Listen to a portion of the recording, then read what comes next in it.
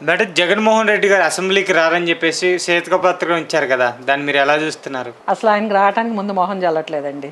ఎందుకంటే ప్రతిపక్షంలో లేకుండా ఉన్నాడు కాబట్టి ఆయన రావటం ఫస్ట్ రోజే ఏ, ఒక ఎలా అంటే అసలు చెప్పుకోవడానికి కూడా మాకు కూడా సిగ్గుసేటుగా ఉంది. ఎందుకంటే మన 23 మంది వచ్చినప్పుడు ఒక ఎక్కిల నవ్వులు నవ్వులేరు కదా. మరి ఆయన ఒక్కడు సింగిల్గా వచ్చి వెళ్ళాడు, ఒక దొంగసాడుగా వచ్చి వెళ్ళినట్టు వెళ్ళాడు. అదైతే మటుకి జగన్మోహన్ రెడ్డికి మొహాన్ని కొట్టిన రాయిలాగా అయిందండి. ఈరోజు మరి వాళ్ళ సొంత చెల్లెలే ట్వీట్ చేశారు కదా, మీకు ఎలా అనిపిస్తుంది? ఏమండి సొంత చెల్లెలు అసలు ఇంత మాట మాట్లాడుతుందంటే జగన్మోహన్ రెడ్డి తలకాయ ఉంచుకోవాలి. అసలు అసెంబ్లీకి రానాడు నువ్వెందుకు ఎమ్మెల్యేకి రాజీనామా చేసి వెళ్ళిపోమ్మంది. అయినా కానీ ఇంకా కూర్చొని ఏదో ప్రతిపక్షం ఉన్నవాళ్ళలాగా మాట్లాడుతున్నాడు. అక్కడ ఏమీ లేదు. ఆ, ఏదో తెలుగుదేశం మీద బురద చల్లాలని ఏదో అనుకుంటున్నాడు కానీ ఏవి చేయలేక అది మధ్యలో దరువు పెట్టుకుంటున్నాడు అంతే. మరి వినకొండలో జరిగినప్పుడు హత్యల గురించి జగన్మోహన్ రెడ్డి గారు పోరాడారు కదా, మరి బాబాయ్ జరిగినప్పుడు ఎందుకు పోరాడలేదంటారు ఢిల్లీలో? ఇప్పుడు బాబాయ్కి జరిగినప్పుడు పోరాడితే వీళ్ళందరూ బయటకు వస్తారు కదా, అందరినీ బొక్కలేస్తారు అప్పుడే. ఇప్పుడు ఎంతమంది వాళ్ళ హత్యలు వాళ్ళన్నీ బయటకు లాగితే అసలు వీళ్ళందరూ ఎక్కడికి వెళ్ళాలి? తిహార్ జైలుకి వెళ్ళాలి.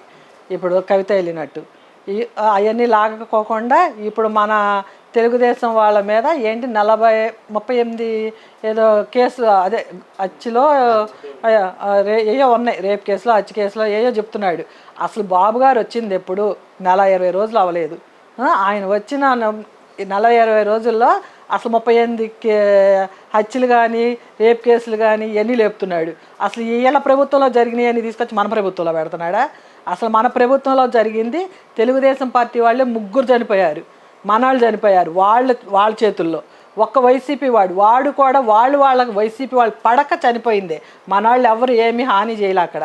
వాళ్ళకి పడక వాళ్ళకేం కక్షలు ఉన్నాయో నరుక్కున్నారు. అంతేగాని జగన్మోహన్ రెడ్డి ఇది అంతా ఏమి చేతగానితనం ఆయన దద్దమ్మతనం చూపించుకుంటున్నాడు అంతే. మరి జగన్మోహన్ రెడ్డి గారు మరి అవినీతి చేస్తున్నారు ఈ చంద్రబాబు నాయుడు అంటున్నారు కదా, దాన్ని మీరు ఎలా చూస్తున్నారు? ఏంటి చంద్రబాబు అవినీతి చేస్తే 4 సార్లు సీఎం అవడండి. ఈడికి మళ్ళీ 5 సంవత్సరాలు చేసి నేను 30 సంవత్సరాలు నేనే పరిపాలిస్తానని ఎర్రవీగాడే 5 సంవత్సరాలకే జనాలు బుద్ధి చెప్పి పంపించారు. అదే చంద్రబాబు గారిని తెలుసుకొని మళ్ళీ ఓటేసి తప్పించుకున్నారంటే ఆయనలో ఎంత ఆయనలో ఇది ఉంటే, ఆయన చేసిన పనులు ఎంత నిజాయితీ ఉంటే ఈరోజు ఆయన మళ్ళీ సీఎంగా చేసుకొని ఆయన కుర్చీలో కూర్చోబెట్టుకున్నాం కూటమి తెచ్చుకొని. మరి చెప్పిన పథకాలు ఏం నెరవేర్చడం లేదని జగన్మోహన్ రెడ్డి గారు ఆరోపణలు చేస్తున్నారు. ఏమండి తెచ్చిన ఆయన వచ్చిందే 20 రోజులు, వచ్చినాక ఆయన ఎన్ని పనులు చేశాడో ఏమేమి చేస్తున్నాడో జనాలు అందరూ చూస్తున్నారు. ఏమి చేయకోకుండా ఏమీ ఖాళీగా లేడు. కాకపోతే ఏదండి నిదానంగా చేస్తారండి. ఈయన 3000 ఇస్తారని ఎన్ని సంవత్సరాలకి ఇచ్చాడండి? 4 సంవత్సరాలకు కూడా ఆయన 3000 చేయలేకపోయాడు దిగేటప్పటికి. ఆయన ఒకసారి వెనక్కి తిరిగి ఆయన చూసుకోమానండి. బాబుగారు నుంచి అంత అర్హత ఆయనకు లేదు. పథకాలన్నీ కూడా బాబుగారు అన్నయ్యన్నీ నిర్వహిస్తారు. ఈ రోజు కాకపోయినా ఇంకా ఆగస్టు నెలలో ఇస్తానన్నారండి. ఏది తల్లికి వందనం కింద కానీ బస్సు మన ఆర్టీసీ బస్సు ప్రయాణ సౌకర్యాలు కానీ ఫ్రీ అనేది అన్నీ ఆయన ఒక్కొక్కటి లైన్లో పెట్టుకొస్తున్నారు. అన్ని పనులు కూడా చక్కగా అవుతాయండి. ఈ జగన్మోహన్ రెడ్డి ఏమి పనిపాట లేక ఢిల్లీలో కూర్చొని ఏది అసెంబ్లీకి రాలేక మొహం చూపించలేక అక్కడ కూర్చొని పిచ్చివాగుళ్ళు ఎవరండి వచ్చింది 151 మందిలో వాళ్ళ 4 అందరూ హత్యలు చేసిన వాళ్ళే, హత్యలు చేసిన వాళ్ళు చేపించిన వాళ్ళే. మిగతా ఎవరన్నా బయటకు వస్తున్నారా? మళ్ళీ ఎవ్వరూ లేరు. వీళ్ళు అంతా కూడా మొహం చెల్లక బాబుగారి మీద ఏదో బురద రాయాలని చూస్తున్నారు. కానీ మళ్ళీ ఈసారి ఈ 11 మంది ఉన్నారు, ఈ 11 మంది కూడా ఎవరు ఉండండి, అందరూ తప్పుకుంటారు. ఆఖరికి ఆడు ఒక్కడే మిగులుతాడు చివరికి. అంటే ఇప్పుడు జగన్మోహన్ రెడ్డి గారు కాంగ్రెస్ పార్టీలోకి వెళ్తున్నారని చెప్పేసి కొంచెం ప్రచారం నడుస్తున్నారు, నిజమంటారా? ఎవరు ఎమ్మెల్యేలు కానీ ఎవరు జగన్మోహన్ రెడ్డి గారి పార్టీలో ఉన్న వాళ్ళు కాంగ్రెస్ పార్టీకి వెళ్తున్నారని చెప్పేసి అంటున్నారు, నిజమేనంటారా? ఏమో వెళ్తే వెళ్ళొచ్చు, వాళ్ళ ఇష్టం అండి అది. జగన్మోహన్ రెడ్డి ఏమి చేతగానాడో నాకు అర్థమైపోయింది. ఇళ్లలో ఇప్పుడు జగన్మోహన్ రెడ్డితో మేము ఉండబట్టే మేము ఇంత సర్వనాశనం అయిపోయామేమో అని వెళ్తే వెళ్ళొచ్చు. ఈ చెల్లికి ఏమన్నా సపోర్ట్ చేస్తే చెయ్యొచ్చు వీళ్ళు, అదేమీ తప్పేం కాదు కదా. వాళ్ళ ఇష్టం అది, వాళ్ళ నిర్ణయించుకునే దాన్ని బట్టి ఉంటుంది. ఇప్పుడు జగన్మోహన్ రెడ్డి వల్లే సగం మంది మునిగిపోయారని ఎమ్మెల్యేలు నెత్తి నోరు కొట్టుకుంటున్నారు. అది అందరికీ తెలిసిన విషయమే, అది ఎవరు చెప్పక్కర్లేదు. ఇంకా చెల్లెలు అంటే కొంచెం క్లారిటీగా మాట్లాడుతుంది. కొంచెం చెల్లెలు చాలా బెటరు. జగన్మోహన్ రెడ్డి మీద వెళ్తే వాళ్ళ అభిమానం ఉంటే వెళ్తే వెళ్ళొచ్చు కాంగ్రెస్లో పక్కాగా. అలాగే ఇప్పుడు ఏదైతే పథకాలు ఉన్నాయో ఆ పేర్లు మార్చారు, కొత్త పేర్లు తీసుకొచ్చారు, దాన్ని ఎలా చూస్తారండి? వాళ్ళు ఇంకా విమర్శిస్తున్నారు, ఆ పేరు పెట్టలేదు ఈ పేరు పెట్టలేదు, ఎలా తీసుకొస్తారు దాన్ని ఎలా చూస్తారు? ఏమండి పెద్ద పెద్ద వాళ్ళందరూ పేర్లు పెట్టుకొని ఉపయోగించుకోవడం తప్పితే ఏమీ లేదండి.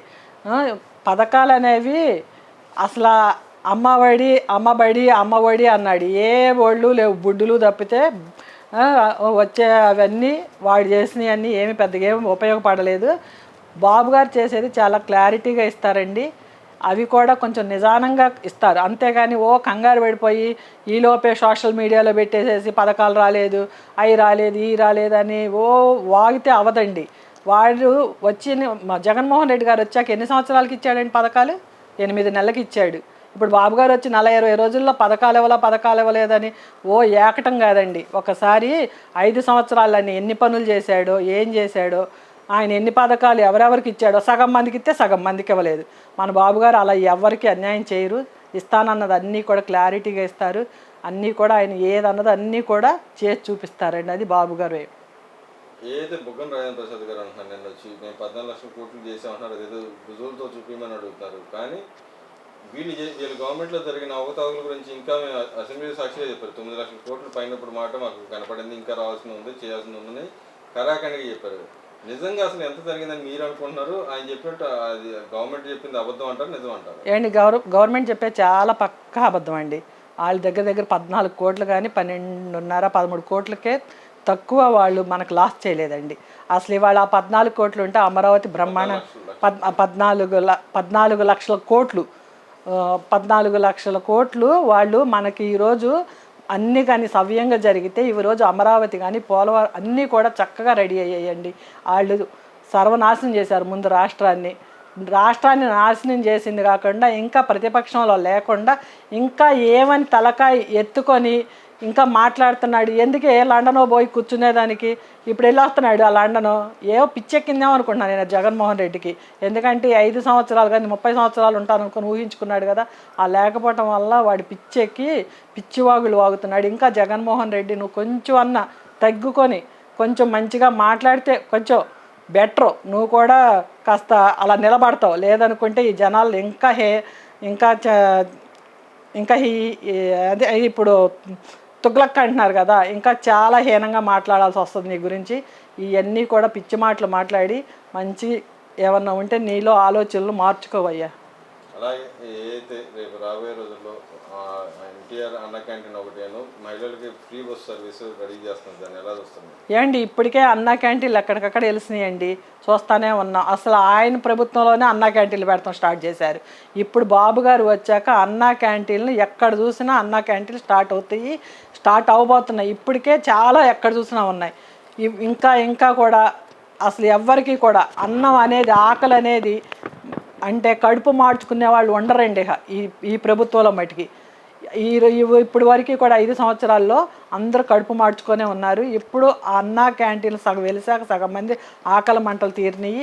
ఇంకా వెలిస్తే బాబుగారు త్వరలోనే అవి కూడా స్టార్ట్ చేసేసారు, పెట్టయిపోతారు. అవి వచ్చాక ఆకలి మంట తెలియని వాళ్ళు అంటూ ఉండరండి. అందరూ కూడా హ్యాపీగా 5 రూపాయల భోజనం చేసి హ్యాపీగా వెళ్తారండి. ఇప్పుడు ఉన్న ప్రభుత్వంలో ఎవ్వరూ కూడా బాధపడరండి.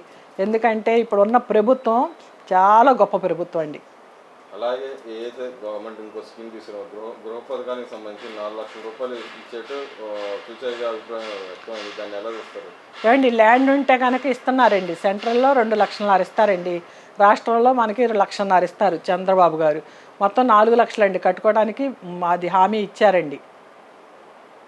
ఎవరికైనా ల్యాండ్ ఉంటే కట్టుకోమని హామీ ఇస్తున్నారు. ల్యాండ్ చూపిస్తే కంపల్సరీ 4 లక్షలు, సెంట్రల్ నుంచి 2 లక్షలు, 2 లక్షలు ఇక్కడ 2 లక్షలన్నర ఇక్కడి నుంచి మన రాష్ట్రం నుంచి 1.5 లక్షలు, 4 లక్షలు పక్కాగా వస్తాయండి. అంతకుముందు జగనన్న కాలనీ అని చెప్పి లోతట్టు ప్రాంతాల్లో ఆడ భూములు కొనిచ్చారు కదా, వాళ్ళ పరిస్థితి ఏంటంటారు? ఏమండి వాళ్ళు ఏంటి నెత్తినోరు కట్టుకుంటున్నారండి. ఒక్కొక్కళ్ళు 8 లక్షలు 9 లక్షలు. ముందు ఏం చేశారో తెలుసా, మీరు ఇల్లు కట్టుకుంటే కానీ నేను లోన్ ఇస్తానన్నాడండి. వాళ్ళు అప్పులు తెచ్చుకొని వాళ్ళు ఇచ్చింది ఎంత అనుకున్నారు, మోకాళ్ళు లోతున ఈ గొయ్యి లాంటి స్థలం ఇచ్చారండి.